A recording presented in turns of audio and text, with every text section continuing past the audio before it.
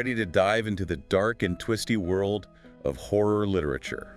A genre that's as old as storytelling itself. We've got a mountain of sources here. Ready to unpack centuries of chills and thrills. It's like we're exploring a haunted house. But instead of dusty furniture and cobwebs, We've got creepy castles and things that go bump in the night. what I find so fascinating about horror is its power to tap into our deepest fears. Like peering into the abyss of our collective anxieties. It's a reflection of what keeps us up at night. The monsters under the bed. The shadows in the corner of our eyes. It makes you wonder if those fears are actually what draws us to horror in the first place. Like a strange sort of comfort in confronting the darkness. Maybe even a way of making sense of a world that can often feel chaotic and unpredictable. Absolutely. Our sources point to folklore and oral traditions as the earliest forms of horror. Passed down through generations. Whispered around campfires. These weren't just spooky stories for entertainment.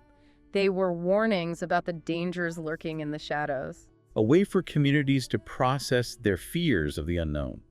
Think of them as primal therapy sessions. Except with a lot more ghosts and goblins. Exactly. And as we move through history, we see how those anxieties manifest in different ways. Like the emergence of Gothic literature in the 18th century. With its haunted castles and aristocratic ghosts. A fascination with decay. The crumbling of social structures. The lingering shadows of the past. It's not just about the supernatural elements, though. It's the atmosphere of dread that permeates these stories. The feeling that something sinister is lurking beneath the surface. Then we move into the Victorian era. A time of rapid scientific advancement. And the fears begin to shift. We see a fascination with the macabre. Tales of mad scientists. Monstrous creations. Anxieties about what humanity is capable of unleashing upon itself. Like the dark side of progress. The unintended consequences of our own ingenuity. Mary Shelley's Frankenstein is a prime example.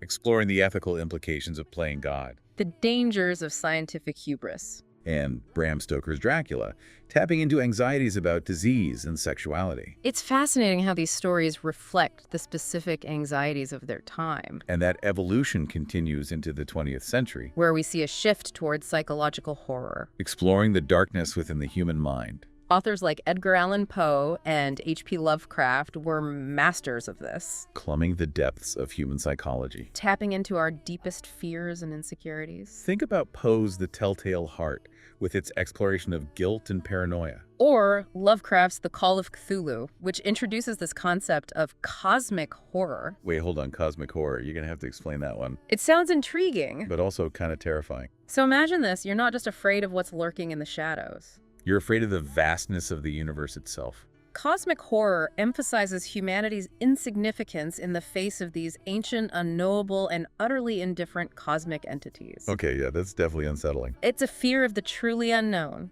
The realization that we are but tiny specks in a vast and uncaring cosmos. It's like taking all those childhood fears of the monster under the bed and amplifying them to an existential level. As much as it creeps me out. There's something about cosmic horror that I find strangely compelling. Like staring into the abyss. Terrifying, but also mesmerizing. And that brings us to another fascinating aspect of horror. The elements that make a story truly effective. Those techniques that writers use to tap into our primal fears and keep us on the edge of our seats. One of the most crucial elements is atmosphere. It's about creating a sense of unease, of dread, even before anything explicitly terrifying happens. Think about the way horror writers use vivid sensory details to build tension. Oh, you mean like the oppressive heat and the sickly sweet smell of decay in Faulkner's A Rose for Emily? That story always gives me the chills even before the truly disturbing stuff is revealed. Exactly. Or the way Shirley Jackson uses the shifting architecture and unsettling sounds in The Haunting of Hill House to create a sense of claustrophobia and paranoia.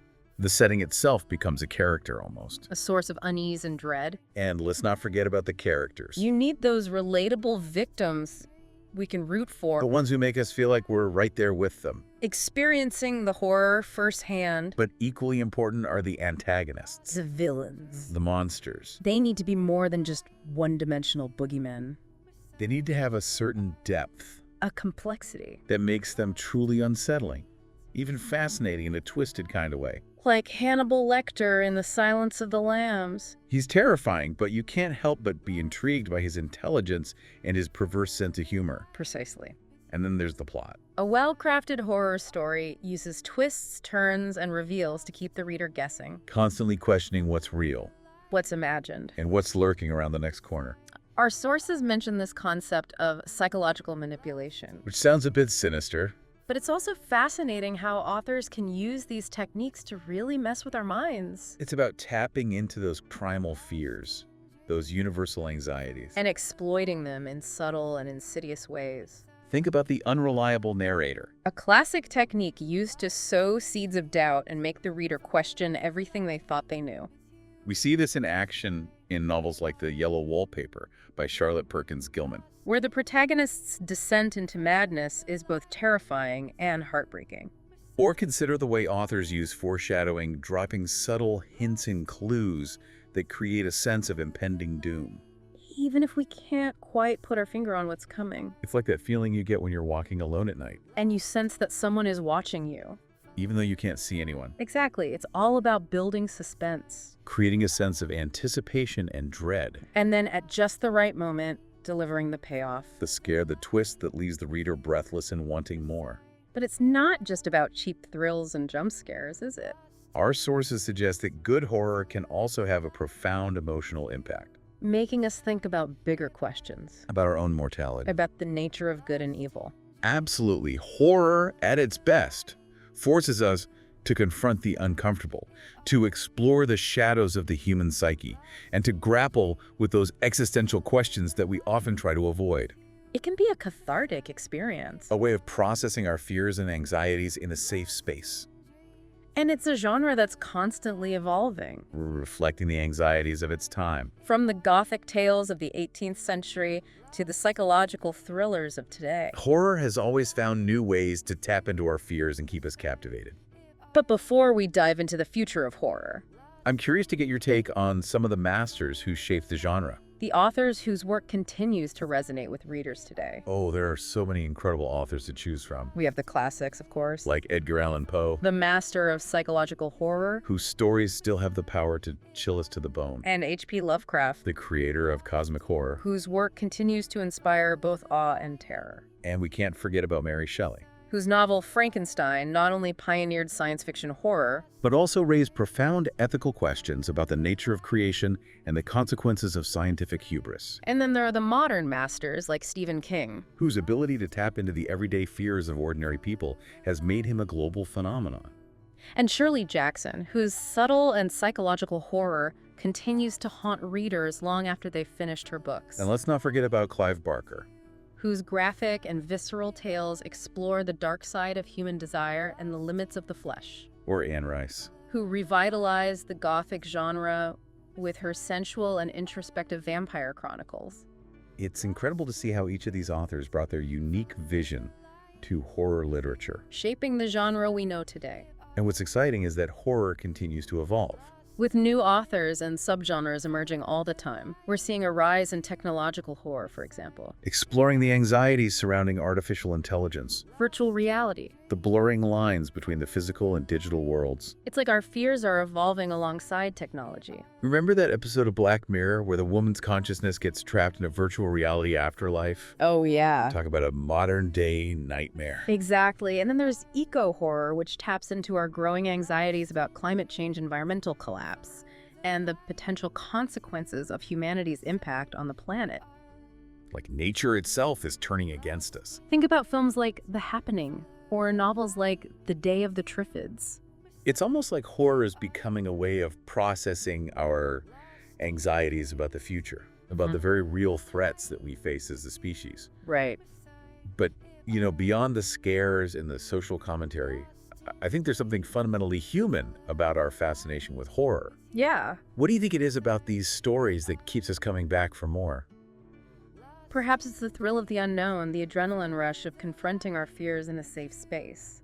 Or maybe it's the catharsis of seeing our anxieties reflected back at us, externalized in the form of monsters and nightmares. I wonder if it's also about control. In a world that often feels chaotic and unpredictable, horror stories offer a sense of order, even if it's a twisted or macabre order. Oh, interesting. We know the rules, we understand the stakes, and even though we might be scared, we're ultimately in control of the experience. Right. We can close the book, turn off the movie, and step back into the light whenever we choose. That's a great point. Horror, in a way, allows us to experience the extremes of human emotion Fear, dread, disgust. without actually being in danger, Like a pressure valve. a way of releasing those pent-up anxieties in a controlled environment. So as we wrap up our deep dive into the world of horror literature, I'm left with a sense of both unease and fascination. Yeah. It's a genre that reflects our deepest fears, but it also reminds us of our resilience, our ability to confront the darkness and emerge, hopefully a little bit stronger, maybe even a little bit wiser. Well said. And remember, this deep dive is just the beginning. There's a whole universe of horror literature out there waiting to be explored. So embrace the darkness, confront your fears, and remember, sometimes the most terrifying monsters are the ones we create ourselves. And on that chilling note, we'll leave you to ponder the shadowy depths of your own imagination, sweet dreams. It's like we're looking at a mirror reflecting our anxieties about the world around us. And the potential consequences of our own actions.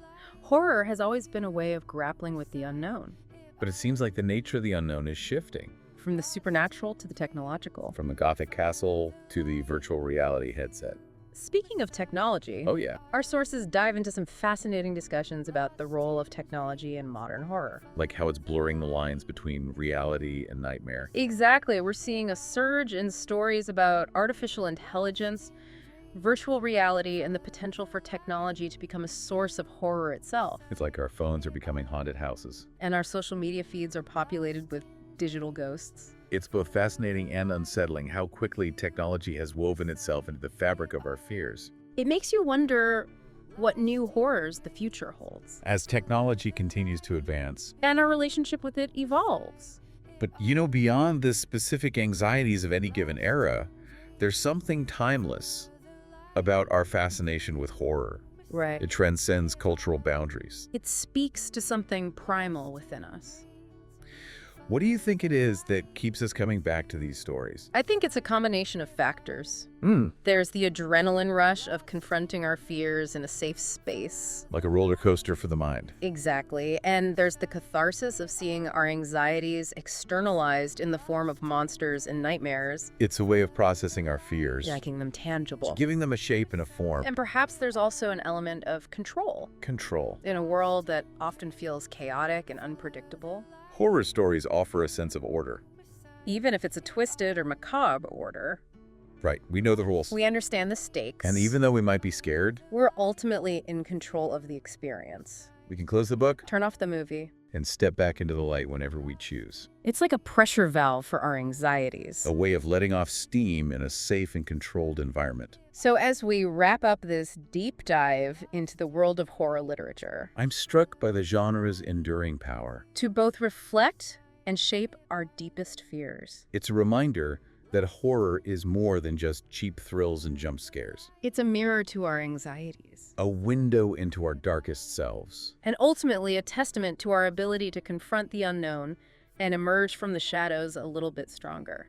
And maybe even a little bit braver. So the next time you find yourself drawn to a horror story, Embrace the darkness. explore its depths. And remember that sometimes the most terrifying monsters are the ones we create ourselves. And on that note, we'll leave you to ponder the shadowy depths of your own imagination. Until next time, sleep tight and don't let the bedbugs bite. Beside it all, lost in dreams, follow the light with you beside it all, lost in